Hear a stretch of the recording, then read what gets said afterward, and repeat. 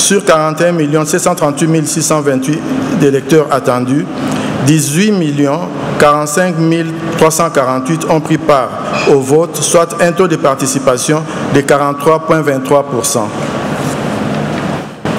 Que sur les 26 dossiers de candidature reçus à l'élection du président de la République, tous les candidats retenus ont concouru au suffrage. Après débat et délibération, décide candidat numéro 3, Katumbi Chapwe Moïse, de la liste de Ensemble, voix obtenue 3 258 538, soit 18,08%. Candidat numéro 20, Tshisekedi Tshilombo Félix Antoine, candidat indépendant, avec 13 215 366 voix, soit 73,34%.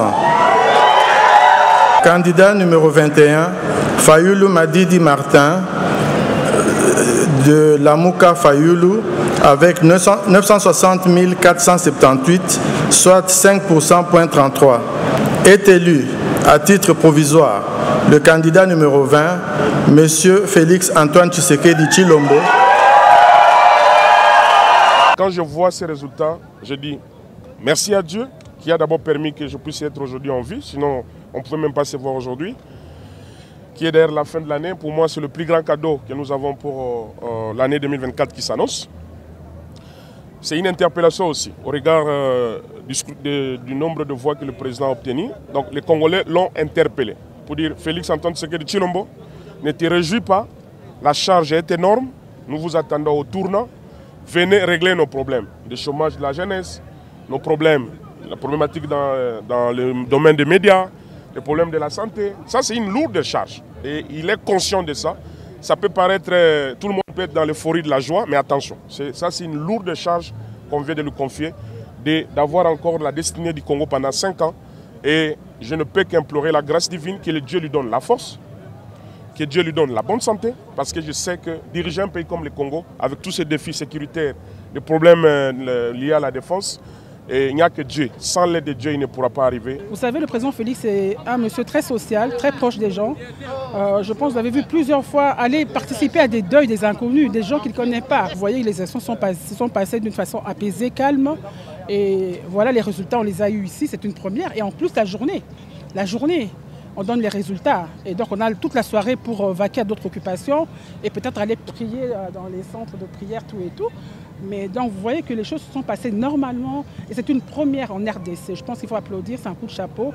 Les élections du 20 décembre ont été de tous les records.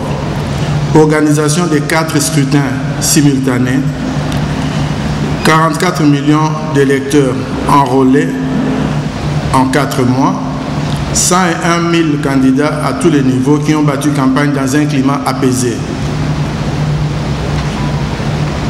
Évidemment, cela n'a pas été sans mal. Nous avons été tenaces. Nombreux ont été ceux qui ne croyaient pas que nous relèverons le défi d'un scrutin tenu à bonne date, dans les délais constitutionnels et conformément aux objectifs inscrits dans notre plan stratégique adopté en juin 2022, soit seulement 3 mois après l'installation de l'équipe dirigeante de la CENI. Si la quasi-totalité des acteurs politiques ont tous renoncé à boycotter les élections, c'est parce qu'ils ont en définitive confiance en la CENI.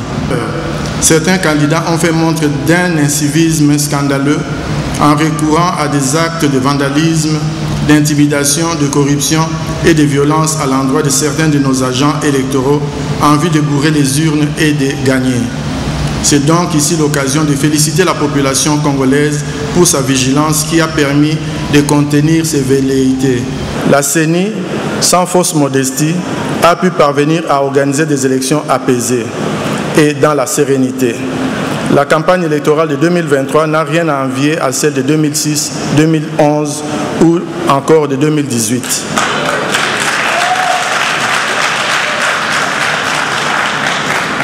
L'Internet n'a pas été coupé.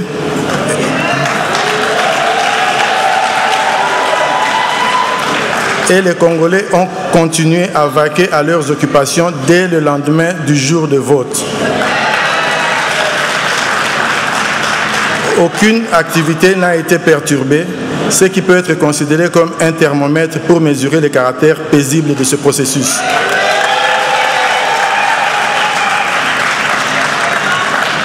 Je vais publier les résultats provisoires de l'élection présidentielle. Il y avait 26 candidats, un seul est élu. Les compétiteurs malheureux doivent accepter le jeu démocratique et en tirer les conséquences. Nous, en tant que peuple, devons garder à l'esprit que ce qui compte, bien plus qu'un poste électif, c'est l'existence et la stabilité de la République démocratique du Congo. Vous connaissez ma lecture, c'est un simulacre des résultats, comme l'élection elle-même a été un simulacre. Mais la CENI d'avoir organisé les élections dans l'obscurité, volontairement, pour pouvoir proclamer le président qui était là. Nous avons été même jusqu'à la Cour pour dire que les processus en cours étaient irréguliers. Voilà. Et donc, pour moi, ces élections sont les plus irrégulières qui aient été organisées. Parce que la CENI n'a pas préparé les élections, mais a préparé la fraude.